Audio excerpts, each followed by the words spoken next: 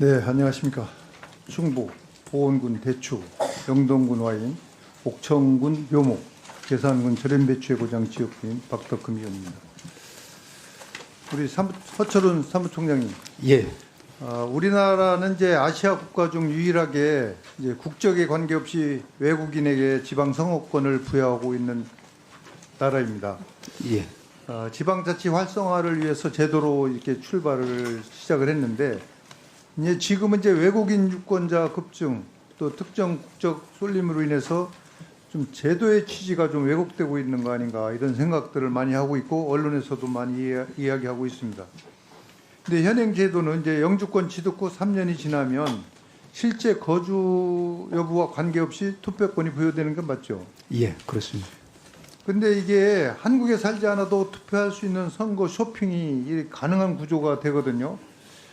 또 지금 여러 가지 외국인들이 이제 부동산 쇼핑이다, 의료 쇼핑이다 하는 문제 때문에 상당히 여론도 안 좋고 있는데, 실제 거주하지 않는 외국인이 우리 지역 대표를 뽑는 것이 타당한지 이것도 의문입니다. 그래서 일부 주요 국가들은 PPT 좀 띄워주세요. 국민 주권을 보호하기 위해서 상호주의 원칙에 따라서 외국인에게 선거권을 제한적으로 이렇게 부여를 하거나 아예 아시아 국가들은 부여를 하지 않고 있습니다. 그런데 주변 나라들도 모두 금지되어 있는 제도를 우리만 꼭 유지해야 되는 이유가 있습니까?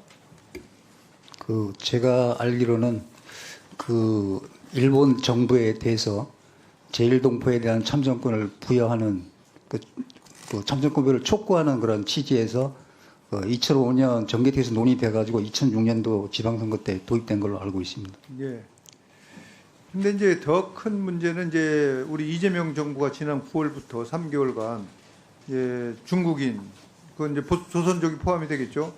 이제 불법 체류자에게 합법적 체류 자격을 이렇게 부여를 하기도 했다는 것입니다. 그래서 법무부 자료에 따르면 투표권의 자격이 있는 외국인 80% 이상이 중국 국적자로 현재도 이제 특정 국적에 이제 과도하게 이렇게 편중되어 있거든요. 이제 앞으로 이 현상이 더욱더 심화될 것이라고 생각을 합니다. 그래서 만약에 이대로라면 우리나라 단체장 뽑는 선거에 특정 국가가 미치는 영향력이 매우 이렇게 커지게 되는데, 이게 지금은 이제 이거를 좀 제도 개선이 꼭 필요하다고 이렇게 생각이 됩니다. 그래서 PPT 화면 좀 띄워주세요. 특정 국가의 이제 선거 인수가 기하급수적으로 이렇게 늘어나는 것에 대해서 아까도 말씀드렸지만 언론 등에서도 많은 관심을 갖고 문제를 제기하고 있습니다. 그래서 지난달 선관위는 이를 개선하는 안에 대해서 현재까지 검토하는 사항이 없다고 이렇게 답변을 받았거든요. 그런데 이거에 대해서 문제의식을 아직 우리 선관위에서 못 느끼는 건지, 아니면 문제가 있다고는 생각하지만 이에 대한 제도 개선을 아직 검토하지 못한 것인지, 어느 것입니까, 총장님? 네, 하여튼 이 부분은 아까 제가 말씀드린 것처럼 외국인에 대한 지방선거권 부여 취지, 그다음 그간의 경과, 국민적 공감대 이런 부분을 좀 종합적으로 고려해서 국회에서 이 법 정책적으로 결정을 할 필요가 있다, 그렇게 생각을 합니다. 그렇다면 이제 우리 선관위에서도 이걸 검토는 해봐야 된다, 저는 이런 생각을 갖고 있습니다. 그래서 지금 이제 제도 도입 초기에 하고 지금하고 비교를 하면 21배 이상 증가를 했어요. 근데 그 중에 약 80%가 특정 국적에 이렇게 편중되어 있거든요. 그래서 이것은 이제 선관위 입장에서도 문제를 가볍게 여길 것이 아니라 22대 국회에서도 지금 이 법안이 지금 상정되어 있습니다. 그래서 발의됐습니다. 그래서 추후 법안 논의가 이루어질 때에 적극적으로 좀 한번 검토를 하셔가지고 이렇게 진행이 될 수 있도록 어떤 것이 더 바람직한가를 선관위에서는 검토해볼 필요가 있다 이렇게 생각하는데 동의하십니까? 예, 의원님 말씀 잘 알겠습니다. 예. 예, 고맙습니다.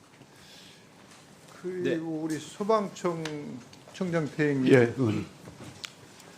아까 우리 존경하는 이광희 의원님께서 외상 후 스트레스 장애에 대해서 말씀이 있었는데, 지금 이제 소방 공무원의 이제 외상 후 스트레스 장애, 우울증 등 정신 질환으로 인한 극단 선택이 많이 생기고 있잖아요. 발생되고 있죠. 이제 소방 공무원 정신 건강 관리가 제대로 이렇게 이루어지고 있는지 저도 의심스럽습니다. 그래서 소방청에서 소방관들의 심리적 안정을 위해서 전국 시도 소방서에 심신 안정실을 설치 운영하고 있죠. 그렇습니다. 네, 화면을 좀 띄워주세요. 예, 심실 안정실 표준 운영안입니다. 이것이 뭐 자가 측정실, 바디 케어존, 멘탈 케어존, 소통 공간 뭐 이런 식으로 해서 구성을 예시를 하고 있는데, 예, 소방청의 소방 보건관리 표준 지침에 따르면 이렇게 다 저런 부분이 돼 있어야 되는데 지금 어떻게 현장에 돼 있는지 아십니까? 실제 소방서에 조성된 안정실은 많이 달라 보여요. PPT 한번 띄워주세요. 저 현장 사진인데요.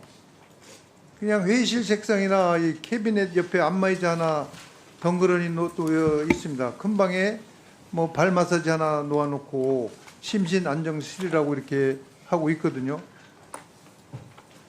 이거는 그 취지하고도 전혀 틀리지 않습니까? 근데 저희 의원실에서 확인했는데 109곳이 다 이와 비슷한 수준입니다. 저게 PTS 예방이나 관리가 되겠습니까? 우리 대행 청장님.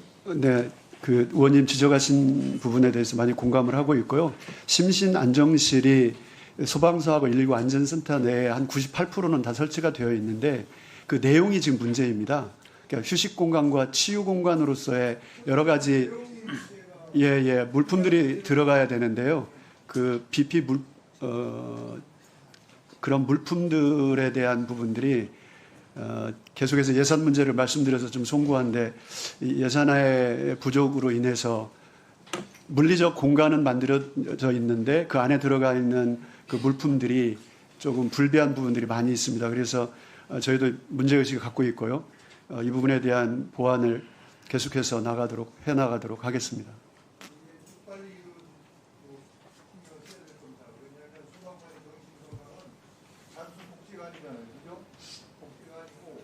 국민의 생명, 또 안전을 지키는 현장 재현 능력 기반이 되는 거거든요. 예. 그러니까 이거를 예산을 촬영하지 마시고 적극적으로 그 부분을 예산을 따낼 수 있는 방법 이런 거를 해서 적극적으로 대처해 주시기 바랍니다. 예, 알겠습니다. 네, 수고하셨습니다. 다음은